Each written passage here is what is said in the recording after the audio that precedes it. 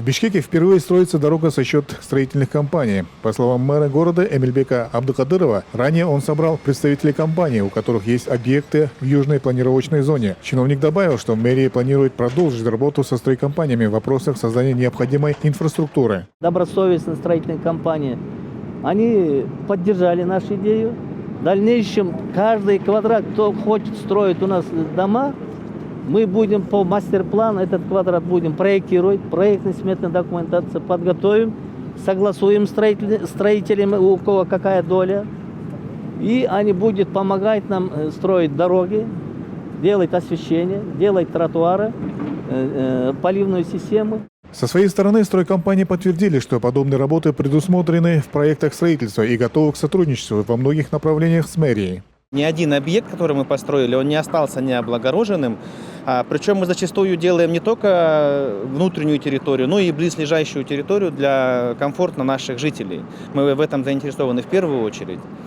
Вот. Поэтому тут поступило предложение от мэрии, мы это обсудили и нашли это предложение разумным, что необходимо поддержать, потому что бюджетных средств не всегда хватает, а для удобства жителей и для развития города, для наших горожан мы приняли такое решение и стали участвовать в этом проекте. Также мэрия Бишкека обещает завершить ремонт тротуаров до 10 октября. По планам изначально планировалось отремонтировать 17 улиц, но позднее по просьбам горожан нашли еще средства в бюджете – 500 миллионов сомов. Всего будет отремонтировано 42 тротуара общей протяженностью более 53 километров.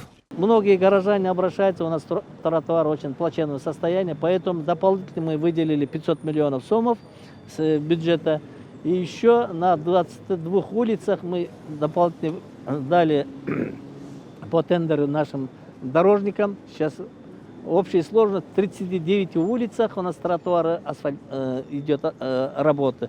Ирригационные лотки и тротуары. Мэр добавил, что был учтен опыт прошлого года, когда на улице Байтик-Бадыра не успели завершить работу до холодов и зимой тротуар остался без асфальта. Кроме этого, городские власти перевели на газ все свои котельные, которые обслуживают социальные объекты. Всего на модернизацию 22 котельных муниципалитет потратил 47 миллионов сомов, хотя изначально, по расчетам, на эти цели могли потратить более 400 миллионов сомов.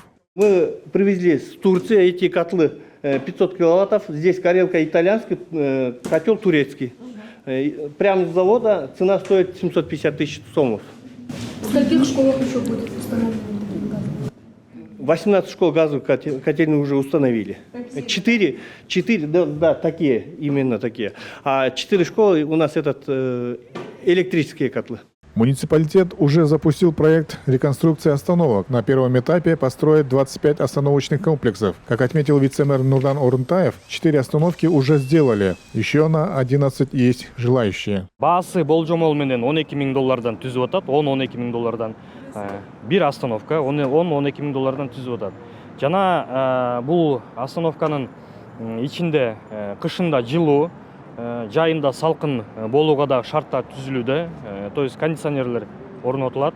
Ошондой эле Бишкек шаарынын карталары орнотулат, телевизорлор орнотулат, жана Wi-Fi алууга да мүмкүнчүлүктөр болот.